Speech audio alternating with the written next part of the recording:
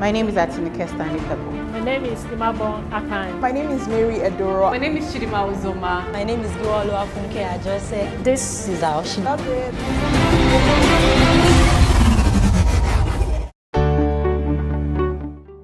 My name is Imabong Akpan, and I'm an engineer, about 12 years in the oil and gas industry, upstream sector. So I'm an engineer, and I currently work for one of the top IOCs in the country. So I've worked in various locations, I've worked in various roles, I've also worked in various asset classes.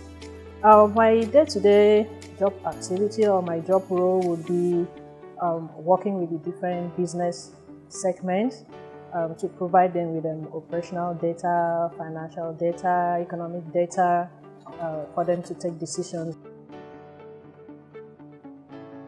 I would say being an engineer is actually a product of my curiosity. So growing up, I've always been fascinated by big structures. I've always been fascinated by things that seems out of the world. So that kind of just drove me to be curious about how these things are made, and also to be in the center, or at least be contribute, or at least be appreciate or take control of those things that people would look at to say, oh, this is something that Imabong is involved with. So my being an engineer is actually not by accident.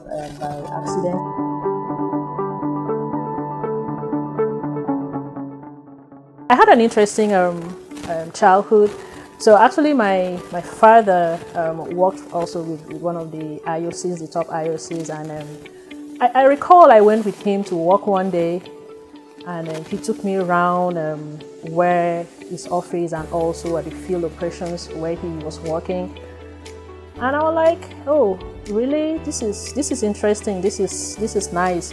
So it was like it was a flow station, but walking around, it was peaceful, and then having the knowledge that this is where the petrol or the gasoline that we have pumped into our cars, this is actually where it's produced. So that gave me that impression that, oh, Imabong, I have to be at the center, I have to be at the core of this, I have to contribute.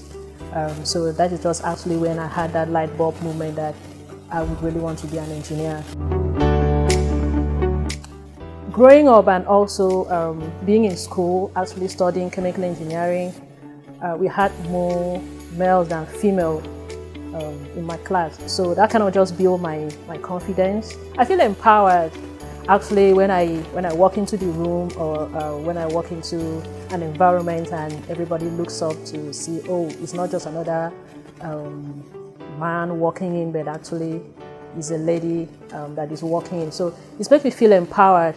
I once worked in a facility that we had over 120 people, personnel on board, and we were just like 2 females. So you can imagine how the environment was. But at the end of the day, I enjoyed it because I had to learn from what the other gender had to offer, and in terms of being diverse and that inclusion, I think I actually really enjoy that.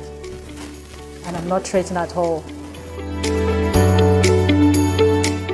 Yeah, I would say to all the young ladies, even the ones that are middle-aged or the ones that are grown, it's never too late to start anything you want to do. So if you're determined, or if you make up your mind, or if you allow your inner self, your curiosity to chart your course for you to be an engineer, you should go for it. Don't allow anybody to tell you you shouldn't do that, or it's male dominated, or you're not going to succeed, or a woman is not supposed to get exposed to such environments.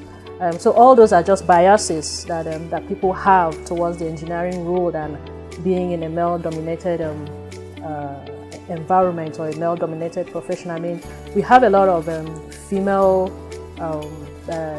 CEOs and also female engineers that have made their mark the world stage. Even in Nigeria here, we have a lot of them that are sitting on positions in the oil and gas industry, both either it is the IOCs or in the marginal sector. But it's something that for every young person there, just be diligent.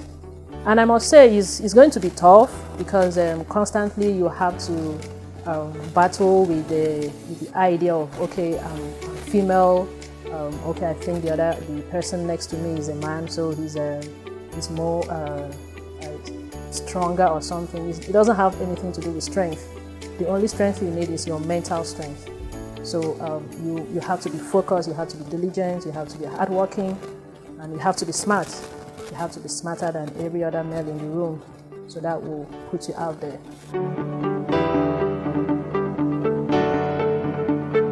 Life didn't start with me, and it's not definitely going to end with me as well. So for every knowledge I have, I make sure that I contribute, I share. So in terms of being a mentor to people, to young girls especially, I would say I'm successful, and anytime I have an opportunity, I always make sure that I talk to young girls. I talk to aspiring female to just let them understand and let them know that this is a good profession for them to come into.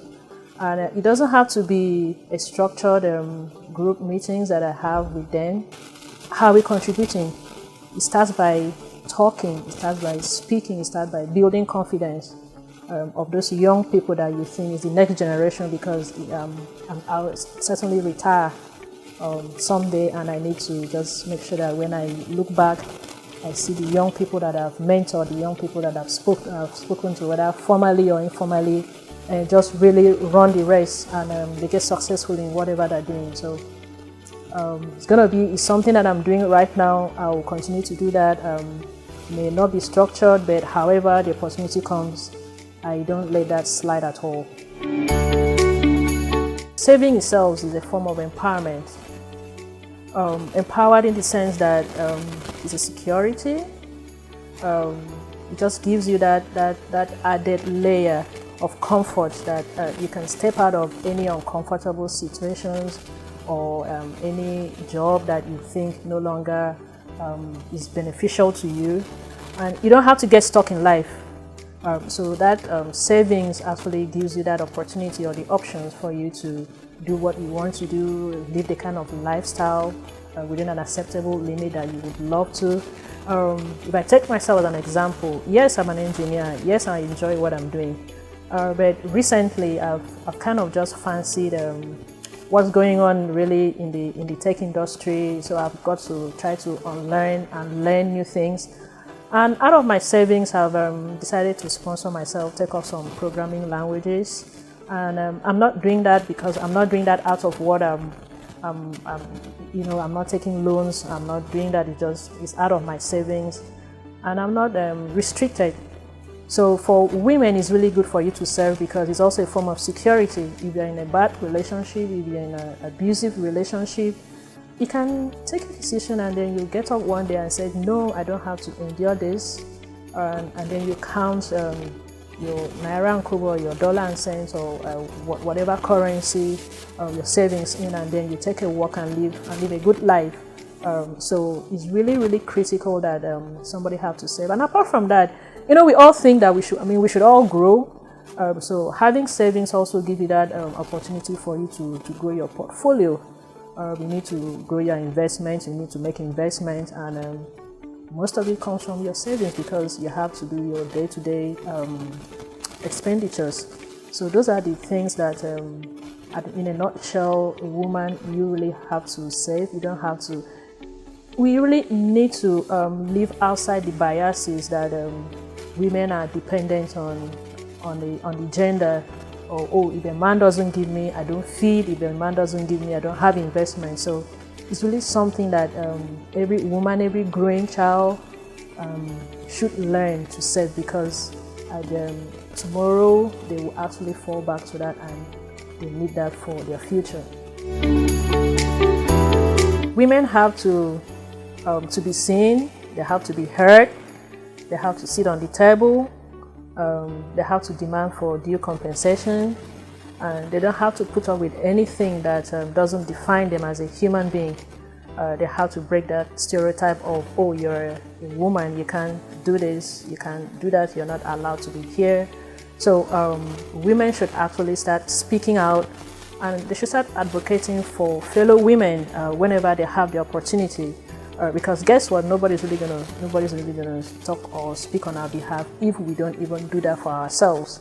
So we have to be very deliberate in putting our best foot forward. Sitting at the table, demanding what's ours. We walk into a meeting, our head is held up, we get up, we speak, and we represent ourselves. We show up at the right time, we show up well, and we show up great. So the world is moving in that direction, so women have to take their rightful positions, they have to sit on the table, and they have to drive.